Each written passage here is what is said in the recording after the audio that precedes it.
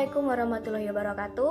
Kami dari GISI 2020A, Jurusan Pendidikan Kesejahteraan Keluarga, Fakultas Teknik Universitas Negeri Surabaya.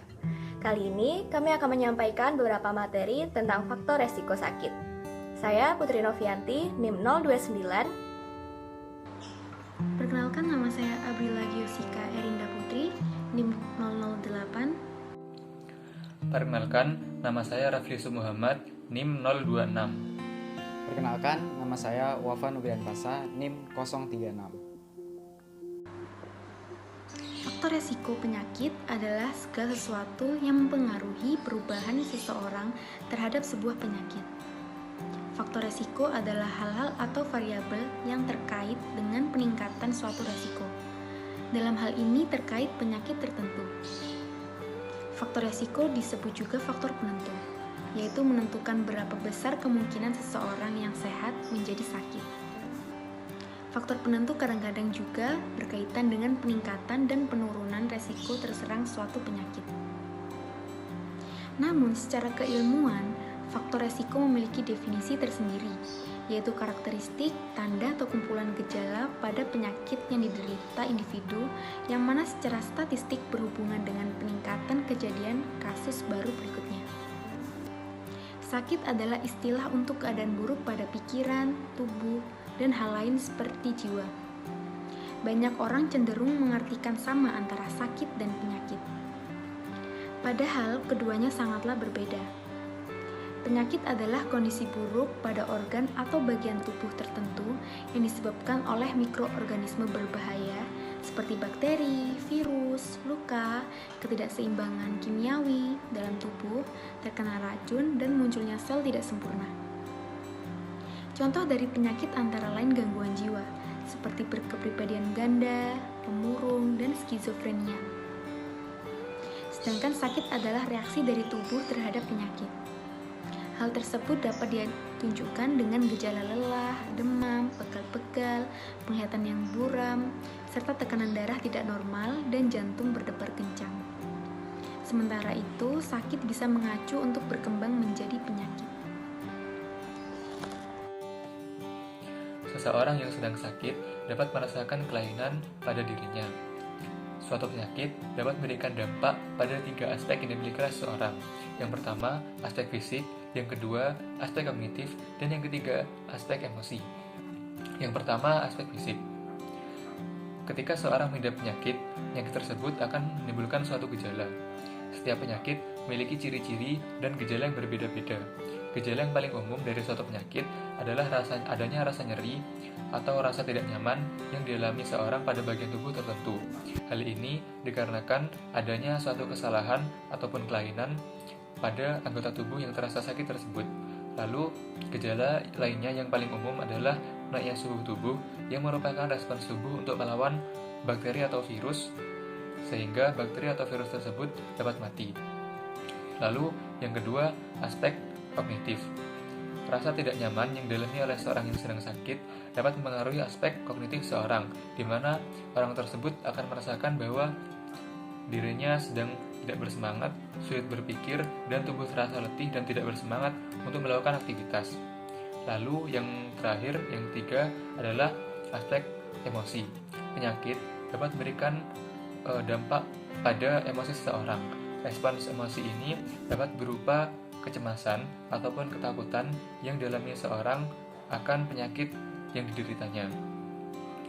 Selain itu, respons emosi juga dapat berupa sugesti pada seseorang di mana dia akan selalu berpikir bahwa dirinya sakit, sehingga hal ini akan mengganggu aktivitas sehari-hari. Penyebab-penyebab sakit. Yang pertama, kemunculan penyakit. Tubuh manusia dirancang untuk merespon terhadap serangan virus, bakteri, dan juga sel-sel yang dapat menyebabkan penyakit. Kemunculan penyakit ini pun juga berbagai macam.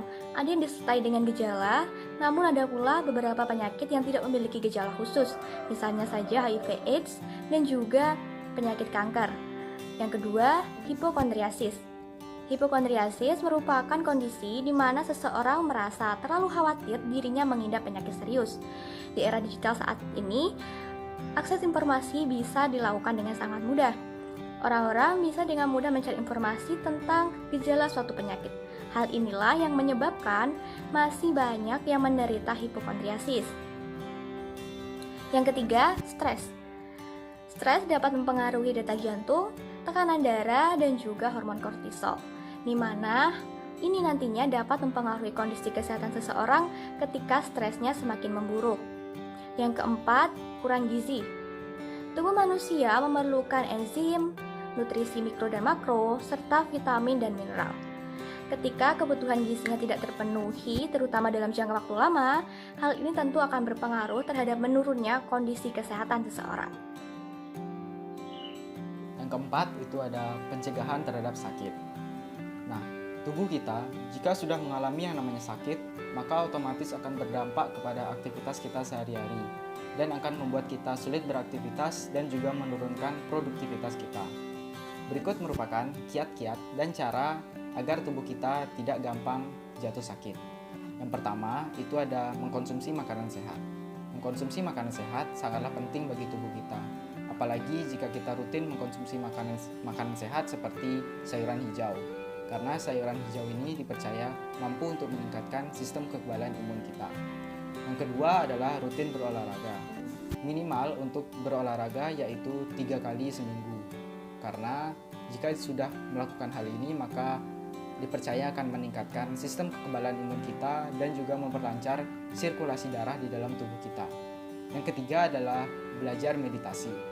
Salah satu alasan kenapa kita gampang jatuh sakit adalah karena stres. Nah, meditasi atau yoga ini dipercaya mampu untuk menghilangkan rasa stres ini.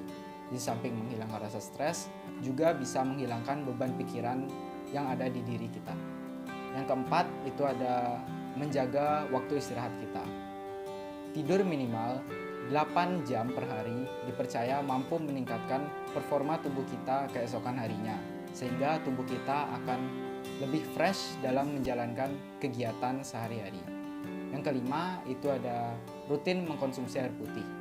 Minimal untuk mengkonsumsi air putih yaitu 8 gelas per hari. Nah, jika sudah mengkonsumsi 8 gelas per hari, maka dipercaya akan membantu meningkatkan performa tubuh kita. Dan disarankan kepada teman-teman untuk selalu membawa air putih kemanapun teman-teman berada. Kesimpulan, faktor resiko sakit adalah segala hal yang berpengaruh terhadap peningkatan dan penurunan resiko penyakit. Sakit dan penyakit memiliki dua arti yang berbeda. Sakit adalah keadaan yang berpengaruh terhadap kondisi fisik dan jiwa seseorang. Sedangkan penyakit merupakan keadaan buruk yang terjadi pada bagian tubuh tertentu yang disebabkan oleh sel yang cacat, racun, luka, maupun mikroorganisme. Pandemi COVID-19 seperti saat ini tentu sangat berpengaruh terhadap faktor resiko sakit seseorang. Oleh karena itu, sangat penting untuk menerapkan protokol kesehatan seperti selalu menggunakan masker ketika keluar rumah, rajin mencuci tangan dan menggunakan hand sanitizer, menerapkan pola hidup sehat, serta physical distancing dengan jarak minimal 1 meter. Sekian materi tentang faktor resiko sakit yang dapat kami sampaikan. Wassalamualaikum warahmatullahi wabarakatuh.